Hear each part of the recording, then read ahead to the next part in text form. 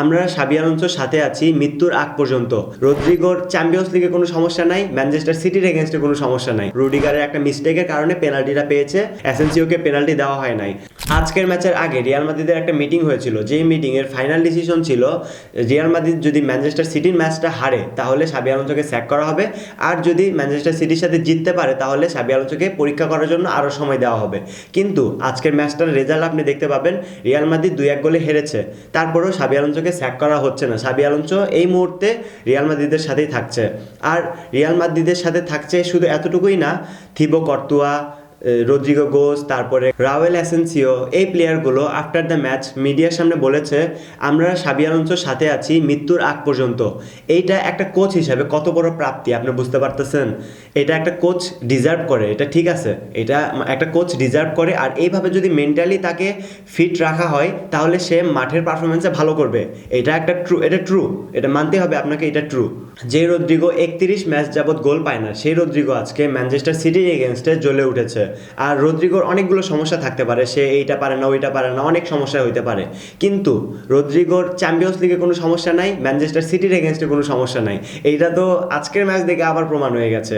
আর Rodrigo যে গোলটা করেছে ম্যাচে, আজকে 3টা গোল হয়েছে টোটাল, ম্যানচেস্টার সিটি 2টা, রিয়াল মাদ্রিদ 1টা। এই 3টা গোলের মধ্যে এই গোলটা সবচেয়ে সুন্দর গোল বলতে পারেন। ম্যানচেস্টার সিটি ফার্স্ট যেই গোলটা করেছে, কর্নার থেকে বল আসার পরে প্রথমে হেড দিয়ে থিবো কর্তোয়ার কাছে যায় এবং সেখান থেকে ব্যাক করে আবার চলে আসে, সেই বলটা আবার নিকো ওরিলি শট করার মাধ্যমে গোল দিয়ে দেয়। যেইটা গোল হয়েছে ঠিক আছে, অত ভালো কোনো গোল হয় নাই। আরেকটা গোল যেটা ম্যানচেস্টার সিটি করেছে, সেই গোলটা পেনাল্টি থেকে এসেছে, যেটা হাল্যান্ড গোল করেছে।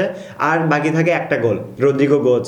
এই রদ্রিগো গোচের এই গোলটা যে অসাধারণ একটা গোল হয়েছে, এটা আপনাকে মানতেই হবে।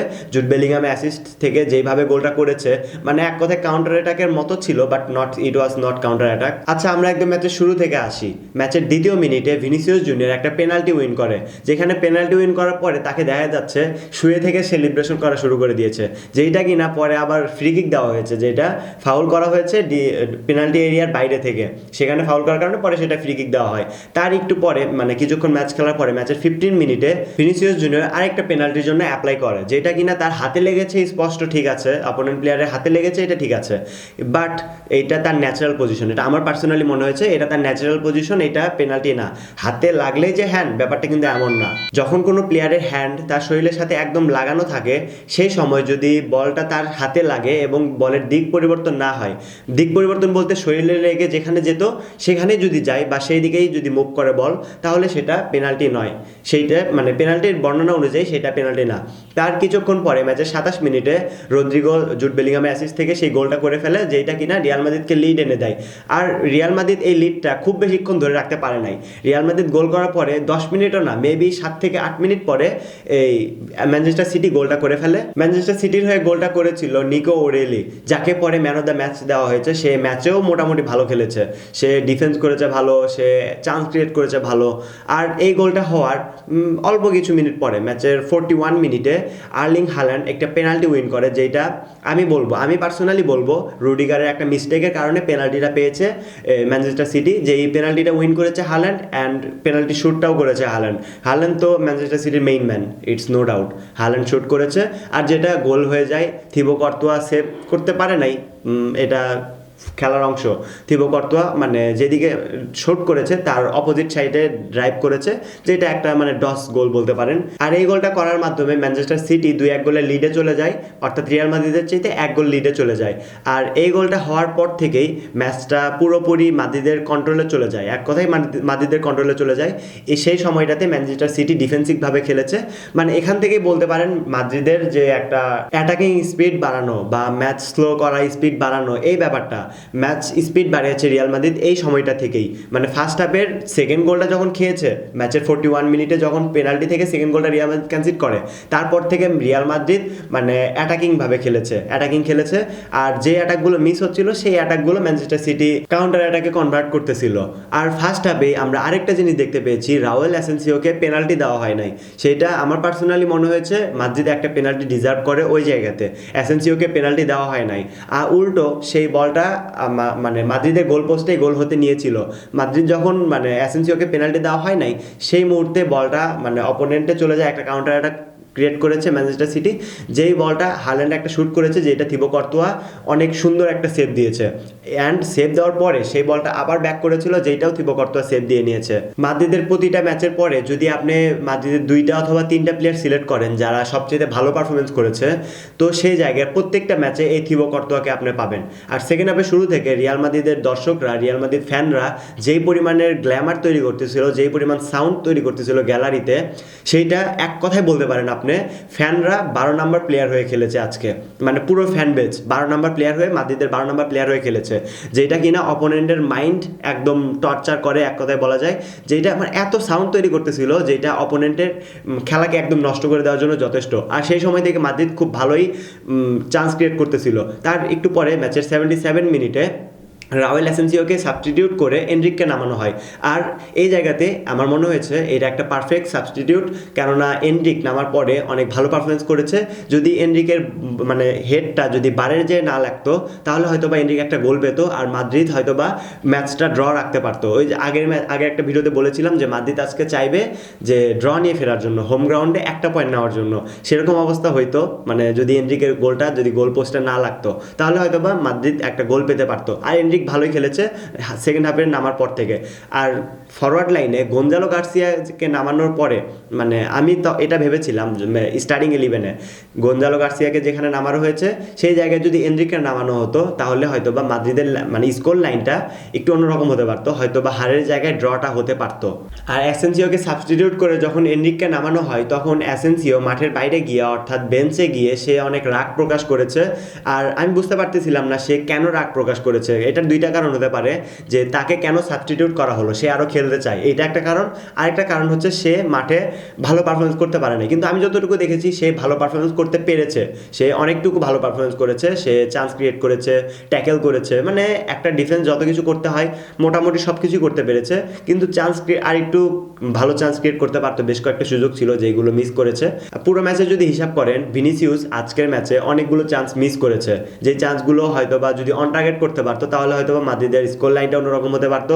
আর শুধু ভিনিসিয়াসকে বলে লাভ নাই, রিয়াল মাদ্রিদ আপনি পুরো টিমটাকেই বলতে পারেন আজকে অনেকগুলো সুযোগ মিস করেছে। যেই সুযোগগুলো যদি মিস না করতো, তাহলে হয়তো বা মাদ্রিদের লাইন মানে স্কোর লাইনটা অন্যরকম হতে পারতো।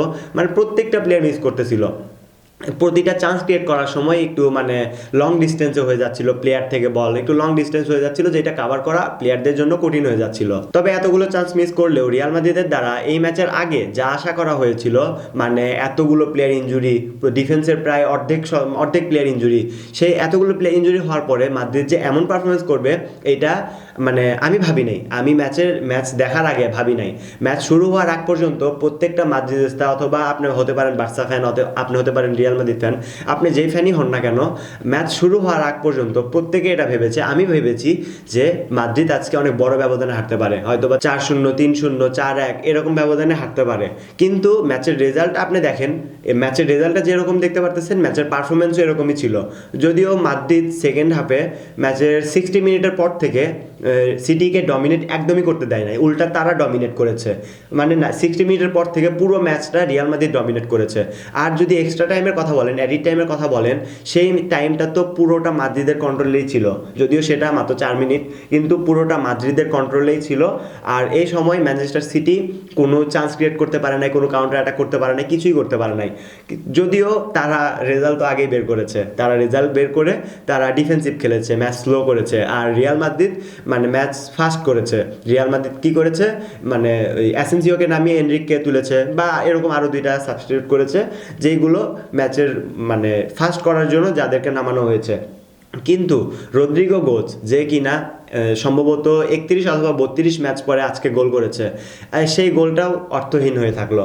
মানে সেই গোলটা কোনো কাজে দিল না, ম্যাচটা হারতে হলো। But Rodrigo, it was amazing. Rodrigo যত সুন্দর পারফরমেন্স করেছে আজকের ম্যাচে, সে প্রমাণ করে দিয়েছে সে বড় ম্যাচের প্লেয়ার। সে মানে বিগ ম্যাচের জন্য তাকে রাখতে হবে, মানে প্রত্যেকটা বিগ ম্যাচের আগে রদ্রিগোকে প্ল্যানে রাখতে হবে। সাবি আলোনসোকে প্রমাণ করে এটা সাবি আলোনসোর মাইন্ডে ঢুকাই দিয়েছে এক কথায়। আর রদ্রিগো ম্যাচ শেষে এটা বলেছে যে আমি আমাদের কোচের সাথে আছি, সাবি আলোনসোর সাথে আছি। মিডিয়ার লোকেরা যা প্রচার করে যে আমরা তার পক্ষে নেই, আমরা তার সাথে নেই, এটা একদমই ভুল। এইটা রদ্রিগো ম্যাচের শেষে বলেছে, মানে মিডিয়ার সামনে এটা প্রকাশ্যে বলেছে। এর মাধ্যমে আপনারা বলতে পারেন, এখন মানে নিঃসন্দেহে বলতে পারেন যে এতদিন যে রিউমারগুলো শুনতে পাচ্ছি, এতদিন যে মানে রিউমারগুলো শুনতে পাচ্ছিলেন এইগুলো সত্যিই রিউমার ছিল। রদ্রিগো তো তাও এতটুকু বলেছে যে আমরা কোচের সাথে আছি, আমরা সাবি আলোনসোর সাথে আছি। কিন্তু থিবো কর্তোয়া, রাউল অ্যাসেন্সিও এরা কি বলেছে? এরা বলেছে আমরা মৃত্যুর আগ পর্যন্ত সাবি আলোনসোর সাথে আছি। এটা মানে একটা কোচকে মেন্টালি সাপোর্ট করেছে এই কথাটার মাধ্যমে। এই কথাগুলো তো সাবি আলোনসো অ্যাসিস্ট্যান্টরা শুনবে, এই কথাগুলো সাবি আলোনসো কান পর্যন্ত পৌঁছাবে। প্লেয়াররা কি বলে সেই কথাগুলো সাবি আলোনসো কান পর্যন্ত পৌঁছায় আলটিমেটলি। তো পুরো ম্যাচটা দেখার পরে একটা কথা বলতেই হয়, এই কথাটা একদম ভিতর থেকে আসে যে সাবি আলোনসোকে এখনই স্যাক করার মতো কোনো তেমন কিছু হয়ে যায় নাই। সময় এখনো অনেক বাকি, মাত্র উইন্টার এসেছে, একটা সিজন যাক, অ্যাটলিস্ট একটা সিজন যাক। এতটাও তো খারাপ পজিশনে মাদ্রিদ নাই। মাদ্রিদ কত নাম্বার পজিশনে আছে? এখনও তো 10-এর নিচে যায় নাই চ্যাম্পিয়ন্স লিগে। লা লিগায় সেকেন্ড পজিশনে আছে, এতটাও তো নিচে নামে নাই। ম্যানচেস্টার সিটি তো এই ম্যাচটা খেলার আগ পর্যন্ত রিয়াল মাদ্রিদের নিচে ছিল। এই ম্যাচ জেতার পরে মাদ্রিদের চেয়ে 1 পয়েন্ট বেশি পেয়েছে। এতটাও তো ওপরে উঠে যায় নাই তারা। মাদ্রিদের এখনও অনেক সময় আছে, তারা বিগ ম্যাচ হারতেছে ঠিক আছে, বিগ ম্যাচ 3টা হেরেছে, 4টা বিগ ম্যাচের মধ্যে 3টা হেরেছে, এল ক্লাসিকো শুধু জিততে পেরেছে বিগ ম্যাচের মধ্যে। যদিও ম্যানচেস্টার সিটির ম্যাচটা রিয়াল মাদ্রিদ হেরেছে, কিন্তু দর্শকদের মনে এতটাও কষ্ট দেয় নাই যে মাদ্রিদ অনেক খারাপ খেলেছে, সান্তিয়াগো বার্নাবিওতে মাদ্রিদ অনেক খারাপ পারফরমেন্স করে হেরেছে। ব্যাপারটা কিন্তু এমন না, মাদ্রিদ ভালো পারফরমেন্স করে হেরেছে, যদিও আলটিমেটলি রেজাল্ট তাদের পক্ষে যায় নাই। সো গাইস, আপনি কমেন্ট করে জানাতে ভুলবেন না যে মাদ্রিদ কি এই সিজনে চ্যাম্পিয়ন্স লিগ জিততে পারবে কি পারবে না। আপনি এটাও কমেন্ট করে জানাবেন যে সাবি আলোনসো কি এই সিজনে শেষ পর্যন্ত থাকছে কি থাকছে না। তো আশা করি ভালো থাকবেন, সুস্থ থাকবেন। আল্লাহ হাফেজ।